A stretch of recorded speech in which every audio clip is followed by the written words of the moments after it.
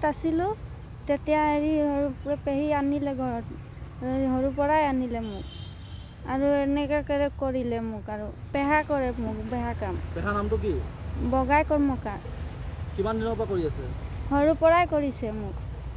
সৰুৰ পৰা পেহীক কোৱা নাই নেকি? পেহী কৈছিলোঁ, পেহীও একো সোধা নাই। তাৰপাছত দাদাহঁতে একো কৰিবলৈ নোৱাৰে এইটো কাৰণে মোক এনেকৈ কৰিবলৈ লৈছোঁ। কিমান বয়সৰ পৰা তোমাক মানে বেয়া কাম কৰিছে? সৰুৰ পৰা 3 বছৰ 4 বছৰমান আছিলোঁ তেতিয়াই। গাত কোনে কেনেকৈ জুই লাগিল? জুইটো ময়ে লগালোঁ বহি পেলাই। কিহৰ কাৰণে জুই লগাইছে? এইকেইটা কৰিছে এইটো কাৰণে লগালোঁ। আজি থানালৈ কাৰ লগত আহিল? কালি ৰাতি ঘৰৰ পৰা কেলৈ ওলাই গুচি আহিছিলে?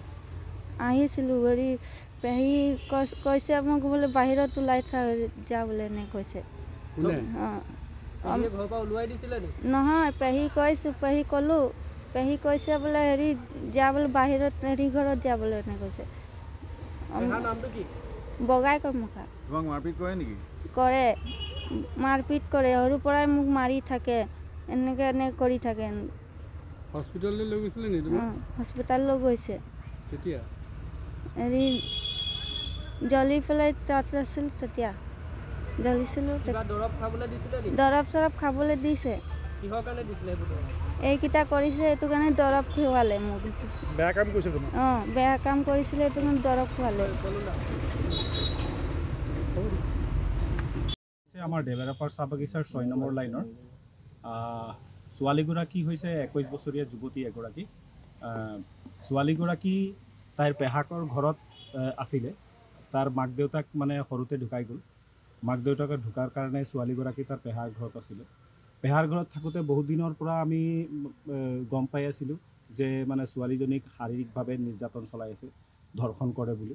তাৰপিছত যোৱাকালি কি হ'ল, ছোৱালীজনী পলাই ওচৰৰে মানে এঘৰত থাকিলে।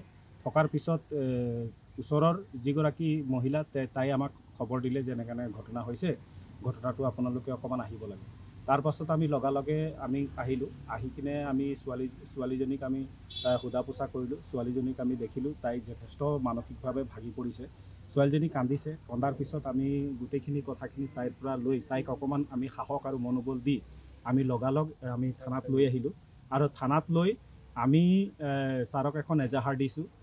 অভিযুক্তজন হৈছে যিজনে অপৰাধ কৰিছে, অপৰাধজন ব্যক্তিৰ নাম হৈছে পূৰণ কৰ্মকাৰ। গাঁৱত তেখেতক বগাই কৰ্মকাৰ বুলি কয়। আৰু তেখেতৰ নামত আজি এই ছোৱালীজনীয়ে এজাহাৰ দিছে। কি হয় ছোৱালীজনী? কি হয় পূৰণ কৰ্মকাৰ? কি পূৰণ কৰ্মকাৰৰ ছোৱালীজনী হৈছে আপোনাৰ পেহা বুলি কয়। কিমান দিনৰ পৰা আছে? আজি হ'ল মানে মাক দেউতাক সৰুতে ঢুকাই যোৱাৰ পিছত ছোৱালীজনী তেওঁলোকৰ ঘৰতে আছিল। পূৰ্বে এনে ঘটনা সংঘটিত হৈছিল নেকি? পূৰ্বে এনেকুৱা ঘটনা মানে আমি শুনিছিলোঁ, আজি হৈছে দুবাৰকৈ তেনেকুৱা ঘটনা হৈছে। ছোৱালীজনী মাজতে মানে জ্বলাইও লৈছিলে। তাৰ পৰা মানে এনেকুৱা অত্যাচাৰ কৰিছে, মাজত জ্বলিও গৈছে ছোৱালীজনী। ছুইচাইড কৰিব বিচাৰিছিলে। আৰু দুবাৰকৈ আমি শুনামতে এতিয়া দুবাৰকৈ তাই বলপূৰ্বকভাৱে সেই ব্যক্তিজনে বলপূৰ্বকভাৱে মানে ঔষধ খুৱাই গৰ্ভ নষ্ট কৰাৰো গৰ্ভ নষ্টও কৰিছে মানে তাই নিজে কৈছে। আৰু গোটেইখিনি কথা আমি তাইৰ পৰা আমি শুনাৰ পিছত আমি আজি আৰক্ষী চকীত এজাহাৰ মৰ্মে ছাৰক অৱগত কৰিছোঁ। যিকোনো খবৰৰ বাবে যোগাযোগ কৰক 7099017330 অথবা 7099017990 নম্বৰত।